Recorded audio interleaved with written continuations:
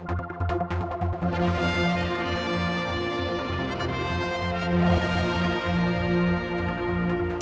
I'm at Fairfield School, and with me is Maria and Robert on behalf of the Filipino community in the Isle of Man. There's been a presentation today to you.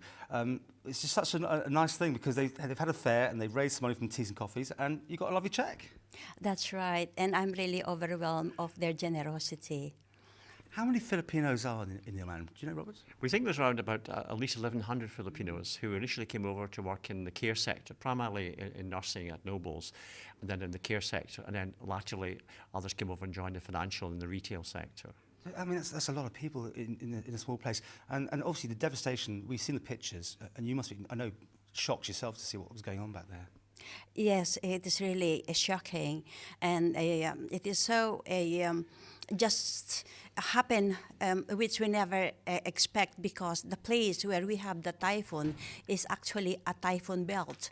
So the people over there are used to typhoons, but this one is really a hurricane, a tsunami, at the same time. So the people were caught unaware of it. Yeah. I know you've been doing various fundraisers, but here, as I said, at the school, over £300, wasn't it, they raised? Yes, they do. It was really very generous and tremendous to raise this fund for the Filipino community in Leyte and Tacloban and Samar. And have you got any more fundraising still going on, Robert? Absolutely. It's been overwhelming with at least 2 other events this week, which is tremendous. Everything from, in fact, we've everything from groups getting together, church groups, school groups. We have Unite the Union are also contributing as well. Everyone is pitching in, which is really heartwarming. Any idea yet of a total? I suppose it's ongoing, but how's it looking? Well, if we were also part of the One World DEC appeal, and in the island we must have reached, at least we don't know the exact figure, money still came in with the DEC appeal, it must be in the region of about £20,000 alone. And that goes directly to the 14 charities that make up the Disasters Emergency Committee.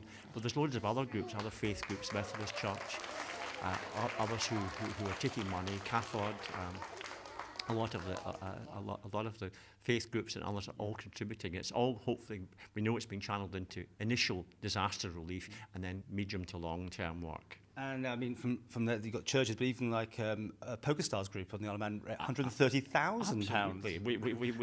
We couldn't. We thought it was a misprint, to be honest. But that's a tremendous thing.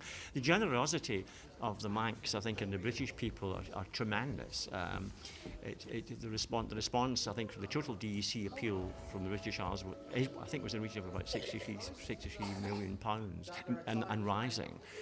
But again, I think we can identify with island people. You agree? That is right, yeah.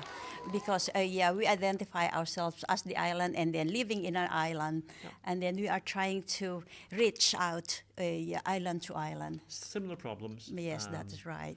Similar problems, islands. But islanders tend to take care of each other. And the Filipino folks, both here and in the Philippines, are very resilient. You've seen that from some of the BBC and ITV coverage of how quickly they're bouncing back, thinking of other people, not necessarily themselves. And just the shots we got school kids today, it's coming very multicultural, isn't it? It is indeed. I mean, from my accent, you tell me I'm a Scot, and we were here a long time ago and then chased away, I think. But no, it's become, I think the world is becoming multicultural, and we can all learn from each other and experience from each other and enjoy each other's culture.